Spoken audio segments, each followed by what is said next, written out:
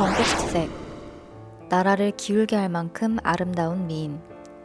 양귀비, 황제가 마음을 빼앗겨 나랏일을 돌보지 못할 정도로 아름다웠다는 여인. 중독적이고 아름다운 마약인 아편의 꽃을 양귀비라 이름 붙일 정도로 치명적인 아름다움을 지녔던 여인. 시아버지와 며느리의 잘못된 사랑. 오늘은 당현종과 양귀비에 대해서 말해보려고 합니다. 당현종 이윤기는 당나라 제6대 황제입니다. 측천무의 손자이고 5대 황제인 당예종 2단의 3남이죠. 당현종은 황제에 오른 뒤 할머니 측천무의 무씨 집안을 모두 몰살시키고 정치적 경쟁자들을 숙청할 만큼 정치적 야욕이 굉장히 큰 인물이었습니다.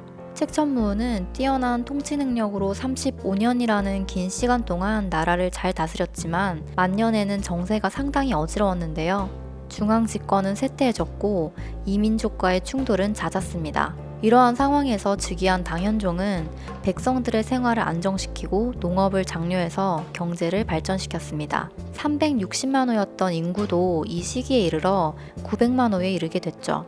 또 이때 수도인 장안은 국제도시로 성장하기도 했습니다. 바야흐로 당 왕조의 극성기였어요. 그래서 현종이 다스렸던 시기를 개원의 치라고 부릅니다.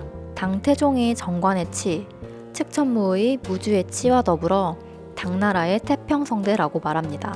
하지만 이 태평성대가 쭉 지속되지는 못했습니다. 현종 24년, 총애하던 후궁 무해비가 죽자 현종의 방황이 시작된 것인데요. 투계와 경마에 빠졌고 시리의 나날들을 보냈죠. 투계와 경마에 빠진 현종을 두고 시중에서는 자식을 낳아 공부시킬 필요가 없네, 투계 경마가 독서를 이기니 라는 민요까지 불려졌다고 합니다. 이런 시리에 빠진 현종을 위로하기 위해서 환관과 당시 재상인 이인보는 중국 전역의 절세미인들을 수소문했습니다. 그때 수왕의 비가 절세미인이라는 소식을 듣고 그들은 현종과 수왕의 비를 만나게 했습니다. 절세미인의 노래와 무용에도 빼어난 재주를 가진 수왕비를 보자 현종은 금방 사랑에 빠지고 말았죠.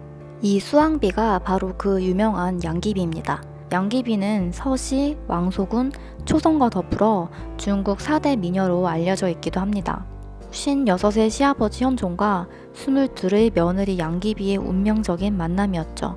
양귀비의 이름은 양옥한이었는데 본래는 현종의 18남인 수왕, 이모의 비였습니다. 현종은 양옥한을 얻기 위해 물량공세와 구애를 했고 결국 양옥한은 수왕을 버리고 시아버지인 현종을 선택하게 됩니다. 할아버지인 고종은 새어머니를 사랑하고 손자인 현종은 며느리를 사랑하다니 아무리 사랑의 눈이 멀었다지만 막장 중에 막장이죠. 현종은 양옥환을 총애하여 기비로 삼았고 양귀비를 만나고부터는 나랏일을 전혀 보살피지 않았습니다. 양귀비가 원하는 모든 사치를 다 누리도록 해주었는데요. 양귀비가 열대과일 리치를 굉장히 좋아했다고 합니다. 리치는 열대과일이라 화남에서만 열리기 때문에 수도인 장안에서 리치를 구하기란 굉장히 힘들었는데요.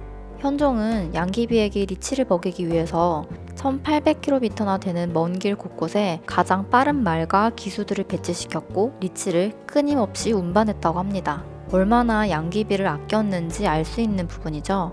현종은 양귀비 사촌 오빠인 양국충을 재상으로 중용했고 양귀비 언니들을 국부인이라는 높은 지위를 주었습니다. 특히나 양국충은 무려 40여 개가 넘는 벼슬을 독차지하며 마음에 들지 않는 자들은 중용하지 않고 수많은 관리들에게 뇌물을 받아 고위간직을 나누어 주었죠. 이렇게 당나라의 시대는 저물어 가고 있었습니다. 이때 새로운 인물이 등장하는데요. 바로 유주절도사 안록산입니다. 안록산은 중국 변방 돌걸족 출신으로 양귀비의 총애를 받았어요. 20대의 양귀비가 40대의 안록산을 수양아들로 삼고 그를 매우 가까이 했는데요. 양귀비와 안록산이 부적절한 관계다 라는 소문이 퍼졌지만 현종은 조금도 의심하지 않고 안록산에게 더 큰 벼슬을 내렸습니다. 이런 양귀비와 현종의 총애로 안록산은 당나라 최고 절도사로 성장할 수 있었죠. 안록산이 총애를 받자 양국충은 정치적인 위기감을 느꼈고 현종과 안록산 사이를 이간질하기 시작했습니다. 안록산은 이를 명분으로 부하 사상명과 함께 15만 대군을 이끌고 반란을 일으킵니다. 이것이 바로 안사의 난인데요.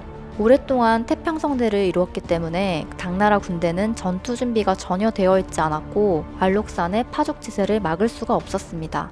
결국 현종은 양귀비와 양국충, 몇몇 대신들과 함께 궁을 빠져나와 피난길에 올라야 했어요.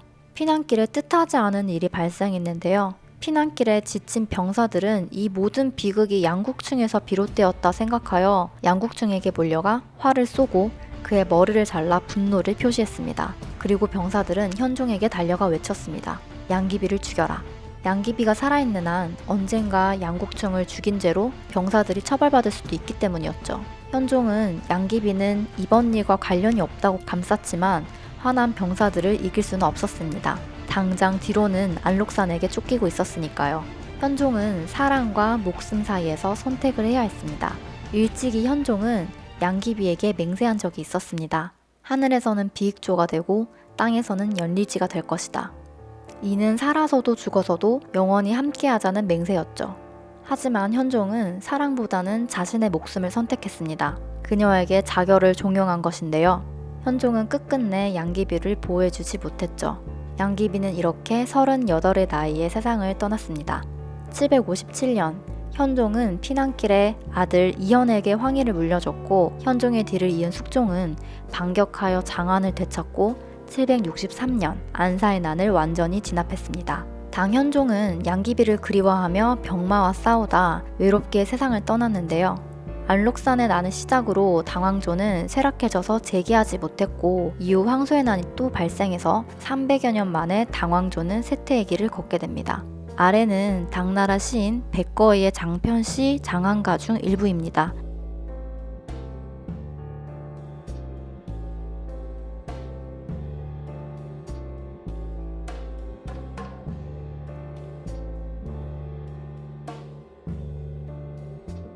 오늘도 흥미로우셨나요?